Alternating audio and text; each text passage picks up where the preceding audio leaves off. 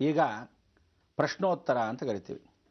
ಜೀವನದಲ್ಲಿ ನಿಮಗೆ ಪ್ರಶ್ನೆಯನ್ನು ಯಾರು ಕೇಳ್ತಾರೆ, ಉತ್ತರವನ್ನು ಯಾರು ನೀಡ್ತಾರೆ?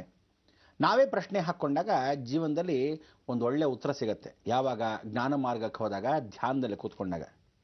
ನೋಡಿ, ದೇವರು ಎಲ್ರಿಗೂ ಒಂದೇ ಬುದ್ಧಿ ಕೊಟ್ಟಿದ್ದಾನೆ ಅಂತ ನಿಮ್ಗೆ ಹೇಳಿದೆ.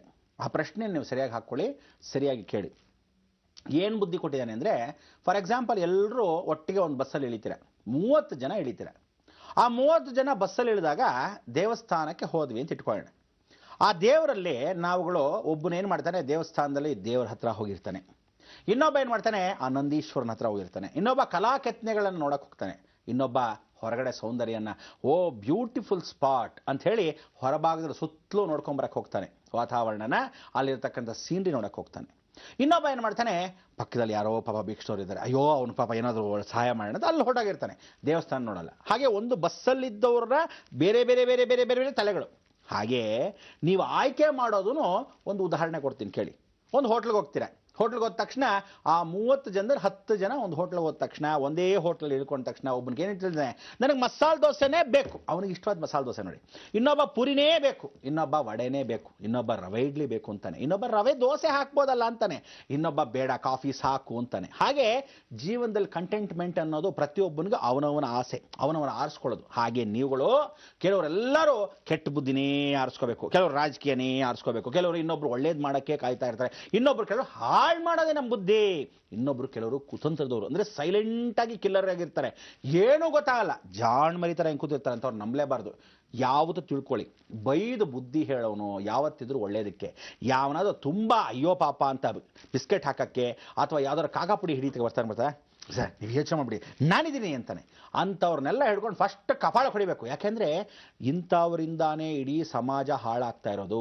ಯಾವತ್ತಿದ್ರೂ ತಿಳ್ಕೊಳ್ಳಿ, ಅವನ ಅಕಸ್ಮಾತ್ ಕೇಳಿದ್ರೆ ನೇರವಾಗಿ ಕೇಳ್ತಾನೆ, ನೇರವಾಗಿ ಹೋಗ್ತಾನೆ. ಹೊರಟಾಗಿರ್ತೀವಿ, ಸರ ಹೋಗ್ತೀವಿ. ಆದರೆ ಯಾವತ್ತು ತುಂಬ ನಯ ವಿನಯ ಇಟ್ಕೊಂಡಿರ್ತಾನೆ.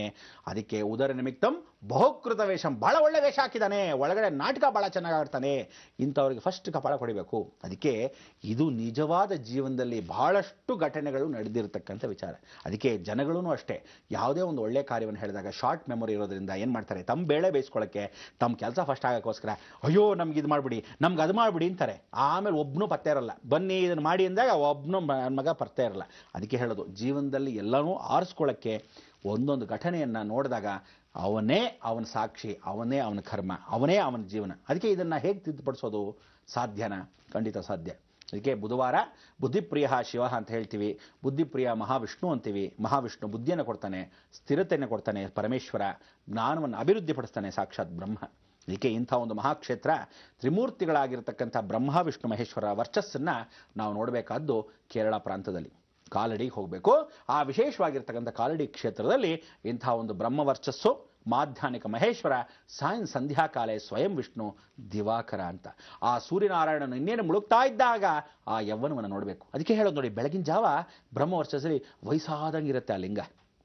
ಮಧ್ಯಾಹ್ನದಲ್ಲಿ ನೋಡ್ತಾ ಇರಿ, ಅಬ್ಬಾಡ ಸ್ವಲ್ಪ ದೊಡ್ಡ ಗಂಡಸಿದ್ದಾಗಿದೆ, ಮೀಸೆ ಗೀಸೆ ಅಂತ. ಅಲಂಕಾರ ಹಾಗೆ ಮಾಡ್ತಾರೆ ಅಂತಲ್ಲ, ನೀವು ಆ ಲಿಂಗದಲ್ಲಿ ಕಾಣೋದೇ ಹಾಗೆ.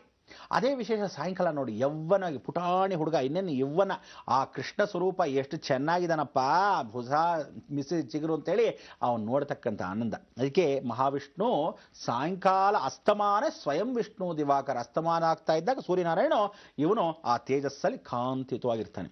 ಅದಕ್ಕೆ ಇಂಥ ಒಂದು ಬ್ರಹ್ಮ ವಿಷ್ಣು ಮಹೇಶ್ವರ ತ್ರಿಮೂರ್ತಿಗಳನ್ನು ಕಾಪಾಡಿರ್ತಕ್ಕಂಥವನು ಯಾರು? ಪ್ರಾಣ ಪ್ರತಿಷ್ಠಾಪನೆ ಮಾಡಿರೋನು ಇಂದ್ರ. ಅದಕ್ಕೆ ಇಂದ್ರ ಶುಚಿಯಾಗಿದ್ದು ಇದೇ ಕ್ಷೇತ್ರ ಅಂತ. ನಿಮ್ಮಂಥವರು ಭಾಳ ಜನ ಶುಚಿಯಾಗೋಕ್ಕೋಸ್ಕರ ಶುಚೀಂದ್ರಂಗೆ ಹೋಗಲೇಬೇಕು. ಇಂಥ ಒಂದು ಶುಚೀಂದ್ರಂ ನಾ ಭೂತೋ ನ ಭವಿಷ್ಯತಿ, ಇಲ್ಲಿರ್ತಕ್ಕಂಥ ಬ್ರಹ್ಮವರ್ಚಸ್ಸಲ್ಲಿ ಮಹಾಗಣಪತಿ ನದಿಯಲ್ಲಿ ಪೂರ್ತಿ ಹರ್ಕೊಂಡು ಹಾಗೇ ಬಂದು ಕೊಳದಲ್ಲಿ ಸೇರಿರೋನೇ ಮಹಾಗಣಪತಿ. ಆ ಕೊಳದಲ್ಲಿ ಸೇರಿಕೊಂಡು ಹಾಗೇ ಬಾವಿ ಒಳಗೆ ಉದ್ಭದ್ವಾಗಿರತಕ್ಕಂಥವನು ಮಹಾಗಣಪತಿ. ಈ ಮಹಾಗಣಪತಿನ ಸ್ವಯಂ ನಾರದ ಸ್ವರೂಪನೇ ಪ್ರತಿಷ್ಠಾಪನೆ ಮಾಡಿರೋದು ಸ್ವಯಂ ಮಹಾಗಣಪತಿ ಈ ಉಚ್ಚೀಂದ್ರ ಅನುಗ್ರಹದಲ್ಲಿ. ಆ ಉಚ್ಚ ಸ್ಥಾನದಲ್ಲಿ ನಿಮಗೆ ಆ ಗ್ರಹಗಳ ವಿಚಾರ ಹೇಳ್ತಾ ಇದ್ದೆ. ಈ ಉಚ್ಚ ಸ್ಥಾನದಲ್ಲಿ ಗ್ರಹ ವಿಚಾರ ಹೇಳಬೇಕಾದ್ರೆ ಈ ತ್ರಿಮೂರ್ತಿಗಳು ಇಲ್ಲೇ ಪ್ರಕಟವಾದರು, ಇಲ್ಲೇ ವಿಶೇಷವಾಗಿ ಸಾನ್ನಿಧ್ಯ ಹೊಂದ್ಕೊಂಡ್ರು. ಅದಕ್ಕೆ ಯಾವಾಗಲೂ ನಾನು ಹೇಳ್ತಾ ಇರೋದೇನು ಅಂದರೆ ಕಾಯ ವಾಚ ಮನಸ್ಸ, ನೀವೇನೇ ಮಾಡಿದ್ರೂ ಕಾಯಕವೇ ಕೈಲಾಸ ಅಂತ ಕೆಲಸಗಳನ್ನು ನಿಮ್ಮ ಪಾಡಿಗೆ ನೀವು ಮಾಡ್ಕೊಳ್ತಾ ಹೋಗಿ. ಯಾವ ಕಾಲಕ್ಕೂ ಅವರಿವರಲ್ಲಿ ವಿಶೇಷವಾಗಿರ್ತಕ್ಕಂಥ ನಿಮ್ಮ ಆಸಕ್ತಿಗಳನ್ನ ತೋರಿಸ್ಬೇಡಿ. ಒಳ್ಳೇದಾಗಲಿ ಕೆಟ್ಟದಾಗಲಿ ಬೇಕಾಗಿಲ್ಲ, ನಿಂದು ನೀನು ತೊಳ್ಕೊಳ್ಳಯ್ಯ ಅಂತ ಹೇಳಲ್ವಾ, ಹಾಗೆ ಬೇರೆಯವ್ರದ್ದು ಯಾಕೆ ಬೇಕು ನಿನಗೆ ಅನ್ನೋ ರೀತಿಯಲ್ಲಿ ನೀನು ನಡ್ಕೊಂಡು ಹೋದರೆ ಜೀವನ ಪೂರ್ತಿ ಸಾಗುತ್ತೆ. ಅದಕ್ಕೆ ಕಾಯಕ. ಕಾಯ ವಾಚ, ವಾಚಸ್ಪತಿ ಅಂದರೆ ವಾಚ ಅಂತ ಹೇಳ್ತಕ್ಕಂಥದ್ದು ಮಾತಾಡ್ತಕ್ಕಂಥ ವಿಚಾರ. ಅಂದರೆ ಎಷ್ಟೋ ಆಲೋಚನೆ ಮಾಡಿ ಒಂದು ಮಾತನಾಡು ಅಂತ ಹೇಳ್ತಾನೆ. ಅದಕ್ಕೆ ಬುದ್ಧಿಜೀವಿಗಳು ಭಾಳ ಕಮ್ಮಿ ಮಾತಾಡ್ತಾರೆ, ನಮ್ಮಂಥವ್ರು ಭಾಳ ಜಾಸ್ತಿ ವಟವಟ ಅಂದ್ಬಿಡ್ತೀವಿ, ನಮಗೂ ಗೊತ್ತಾಗಲ್ಲ. ಯಾಕೆಂದರೆ ಎಲ್ಲರೂ ನಂಬ್ಕೊಂಡ್ಬಿಡ್ತೀವಿ ಹಾಲು ಅಂತ. ಭಾಳ ಜನ ತಲೆ ಮೇಲೆ ಟೋಪಿ ಇಟ್ಬಿಟ್ಟಿದ್ದಾರೆ. ಅದಕ್ಕೆ ನಾನು ಏನು ಮಾಡ್ತೀನಿ, ಅಯ್ಯೋ ಏನು ಮಾಡೋದು ಭಗವಂತ, ಆ ಟೋಪಿಗಳು ಎಷ್ಟು ಅಂತ ಇಟ್ಕೊಳ್ಳೋಕ್ಕಾಗತ್ತೆ, ಸಾಧ್ಯ ಇಲ್ಲ ಅಂತ ಹೇಳಿ ಭಗವಂತಂಗೆ ಬಿಟ್ಬಿಡ್ತೀನಿ. ಅದಕ್ಕೆ ಅವ್ನು ಹೇಳ್ತಾನೆ ವಜ್ರದ ಗಿರಟನೇ ಹಾಕ್ಸ್ಬಿಡ್ತೀನಿ, ಇನ್ಮೇಲೆ ಯಾವ ಟೋಪಿ ಇಟ್ಕೋಬೇಡ ಹುಷಾರು ಅಂತ ಹೇಳ್ತಿರ್ತಾನೆ ದೇವರು. ಅದಕ್ಕೆ ದೈವ ಅನುಗ್ರಹ ಏನು ಅಂದರೆ ವಾಚಸ್ಪತಿಯಾಗಿರ್ತಕ್ಕಂಥವನು ವಾಚ, ಒಳ್ಳೆ ಮಾತುಗಳನ್ನು ಆಡು ಅಂತ ಹೇಳ್ತೀವಿ. ಇಂಥ ಒಂದು ವಾಚ. ಮನಸ್ಸ ಅಂದರೆ ಮನಸ್ಸು ಚೆನ್ನಾಗಿ ಇಟ್ಕೊಳ್ಳಿ ಅಂತ ಹೇಳ್ತಾರೆ. ಹುಳುಕು ಮನಸ್ಸು ಇಟ್ಕೋಬಾರ್ದು, ಒಳಗೊಂದು ಹೊರಗೊಂದು. ಭಾಳ ಜನ ಒಳಗೊಂದು ಹೊರಗೊಂದು ಇಟ್ಕೊಂಡಿರ್ತಕ್ಕಂಥ ಮನಸ್ಸು. ಹೇಳೋದೊಂದು ನಾಟಕೀಯವಾಗಿ ಹೊರಗಡೆ, ಒಳಭಾಗದಲ್ಲಿ ನಾಟಕ ಭಾಳ ಚೆನ್ನಾಗಿ ಆಡ್ತಾರೆ. ಅದಕ್ಕೆ ಮಾಡೋದೆಲ್ಲ ಅನಾಚಾರ, ಮನೆ ಮುಂದೆ ಬೃಂದಾವನ. ಆ ಬೃಂದಾವನ ಭಾಳ ಚೆನ್ನಾಗಿ ತುಂಬ ಪೂಜೆ ಮಾಡ್ತಾರೆ ಗೊತ್ತಾ. ಯಾವ ಮನೆಯಲ್ಲಿ ನಾನು ಹೇಳ್ತೀನಿ ಕೇಳಿ, ತುಂಬ ಪೂಜೆ ಪುನಸ್ಕಾರ ಮಾಡ್ತಾರೆ. ಯಾವ ಗಂಡ ತುಂಬ ಪೂಜೆ ಮಾಡ್ತಾನೆ, ಯಾವ ಹೆಂಡತಿ ತುಂಬ ಪೂಜೆ ಮಾಡ್ತಾರೆ. ಇವರಷ್ಟು ಬೂಟಾಟಿಕೆ ದಾಸೇರಿನ ಯಾರೂ ಇಲ್ಲ. ಆದರೆ ಮನಸ್ಫೂರ್ತಿ ಯಾರು ಪೂಜೆ ಮಾಡ್ತಾರೆ, ದೇವರಿಗೆ ಯಾವತ್ತೂ ಮನಸ್ಸು ಮುಖ್ಯ. ಕೆಲವರು ನಿಜವಾಗ್ಲೂ ಪೂಜೆ ಮಾಡ್ತಾರೆ, ಎಷ್ಟು ಚೆನ್ನಾಗಿ ಅಂದರೆ ಮಾನಸಿಕ ಪೂಜೆ ಅಂತ ಹೇಳ್ತೀವಿ. ಅದಕ್ಕೆ ಮನಸ್ಸು ಚೆನ್ನಾಗಿದ್ದರೆ ಜಗತ್ತಲ್ಲಿ ಎಲ್ಲ ಕಡೆ ಚೆನ್ನಾಗಿರ್ಬೋದು. ಯಾವತ್ತಿದ್ರೂ ಭಗವಂತ ಇದ್ದಾನೆ ಕಾಪಾಡಕ್ಕೆ ಅಂತ ರಕ್ಷಣೆಯನ್ನು ಅವನ ಜೊತೆ ನಾವು ತಗೋಬೋದು. ಇದಕ್ಕೆ ಕಾಯ ವಾಚ ಮನಸ್ಸ ಅನ್ನೋದೇ ಬ್ರಹ್ಮ ವಿಷ್ಣು ಮಹೇಶ್ವರ, ಈ ತ್ರಿಮೂರ್ತಿಗಳ ತ್ರಿಗುಣಾಕಾರವೇ ಇರತಕ್ಕಂಥ ಮಹಾಕಾಳಿ ಮಹಾಲಕ್ಷ್ಮಿ ಮಹಾಸರಸ್ವತಿ. ಇಂಥ ಒಂದು ಸತ್ವ ನಮ್ಮ ಜೀವನದಲ್ಲಿ ಇರಬೇಕಾದ್ರೆ ನೀವು ಆ ಕ್ಷೇತ್ರಕ್ಕೆ ಹೋಗಬೇಕು. ಈ ಕ್ಷೇತ್ರಕ್ಕೆ ಹೋಗಬೇಕಾದ್ರೆ ಕಾಲಡಿ, ಈ ಕಾಲಡಿ ಕ್ಷೇತ್ರದಿಂದ ಭಾಳ ಹತ್ತಿರವಾಗಿರ್ತಕ್ಕಂಥ ವಿಚಾರ. ಕನ್ಯಾಕುಮಾರಿಯಿಂದ ಕೂಡ ಆ ಸುಚೀಂದ್ರಂಗೆ ಹೋಗ್ಬೋದು. ಯಾಕೆ ಅಂದರೆ ಕನ್ಯಾ ಹೋಗ್ತಾ ಇದ್ದ ಸಮಯದಲ್ಲಿ ಕಾಲಡಿ ಅಂದರೆ ಶಂಕರಾಚಾರ್ಯರು, ಸ್ವತಃ ಶಂಕರಾಚಾರ್ಯ ಹುಟ್ಟಿರೋದು. ಗುರುಮುಖೇನ ದೇವಿ ದರ್ಶಯಾಮಿ. ಆ ಬ್ರಹ್ಮ ವಿಷ್ಣು ಮಹೇಶ್ವರರು ಸ್ವತಃ ಮೊಸಳೆ ಅವತಾರದಲ್ಲಿ ಬಂದಿರತಕ್ಕಂಥ ವಿಶೇಷ ಮಾಯೆ.